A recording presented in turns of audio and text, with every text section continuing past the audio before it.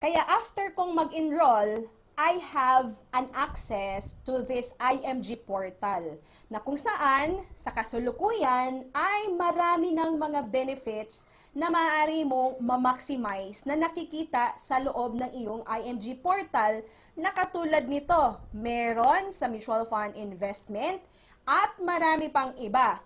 Dahil ang video na ito, ang topic natin, paano magsisimula na magiging negosyante ka sa IMG, you have to focus na may laman ang Neuracash mo.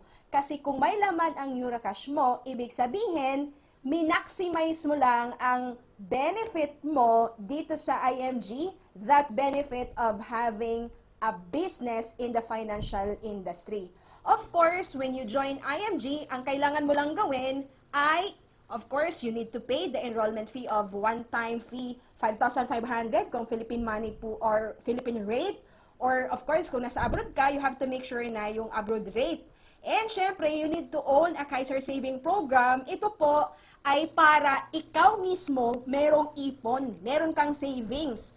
Kumbaga, magiging business associate ka kaagad kapag meron kang sarili mong saving program. At kapag nagustuhan mo, dahil syempre, di ba, meron kang kaalaman, you need to share that to other people. And at the same time, dahil nga, kapag sinasabing negosyo, sige nga, may negosyo ka. Halimbawa, damitan, di ba? Kailangan mong ipagsabi sa iba, pinupost mo nga sa Facebook, di ba, na meron kang negosyo, nagbebenta ko ng kung ano-ano. So, kailangan mo siyang i-share. Kailangan mo talagang ibahagi.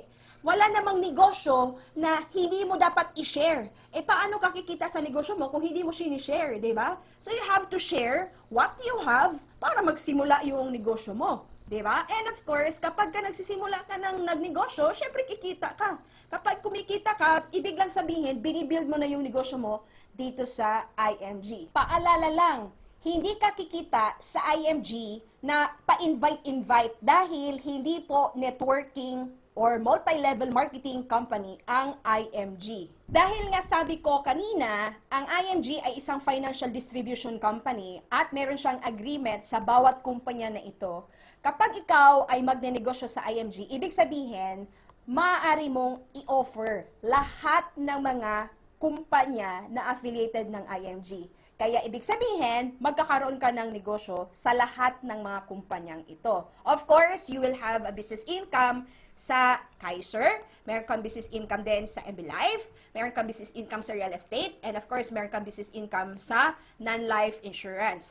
Sa bawat po negosyo, meron po talagang tinatawag na flagship, 'di ba? Katulad po ng McDo, ng Starbucks, ng Jollibee, may mga flagship product po yan eh, di ba? Now, dito sa IMG, ang flagship product po talaga is Kaiser International Health Group. Bakit Kaiser? Dahil sa Kaiser Saving Plan, meron ka na kaagad na 4 na financial blocks na maaari mong ma-maximize. Ibig sabihin, with Kaiser Saving Plan, you can jumpstart to build your solid financial foundation. Hindi limitado ang magiging business income mo sa IMG sa Kaiser lang dahil nga napakalawak ng IMG. Kaya nga, you can really make money through your own personal effort doing the IMG dahil nga maaaring halimbawa, meron kang natulungan na magkaroon ng healthcare, di ba? So, meron kang business income dyan. Kung halimbawa, makapag-refer ka ng real estate, you will have a referral income, business income, at madami pang iba. So talaga naman, dito sa IMG, hindi lang iisang industry or hindi lang iisang kumpanya ang maaari mong inegosyo, ang maaaring magkaroon ka ng income. These are the reason why IMG business is special. Kasi nga, IMG have the most powerful membership platform. Once na nag-enroll ka, marami kang mga benefits na maaari mong makuha. And of course, meron kang portal na maaari mong ma-access. And pangalawa, we have the most powerful financial strategy solution. So marami po talagang pangangailangan na pinansyal ang isang tao, masolusyonan po yan dito sa IMG, having this Financial Freedom Workshop Series na kung saan malalaman niya na ito pala ang kailangan niyang gawin para magkaroon siya ng cash flow, ma-manage yung kayang utang, makapag-build ng financial foundation, maproteksyonan, and of course, makapag-build ng wealth, magkaroon ng proper retirement, ma-preserve ang kanyang wealth, and of course, makapag-build ng business sa financial industry. And of course, meron po talagang tinatawag na promotion guidelines, and of course, compensation program.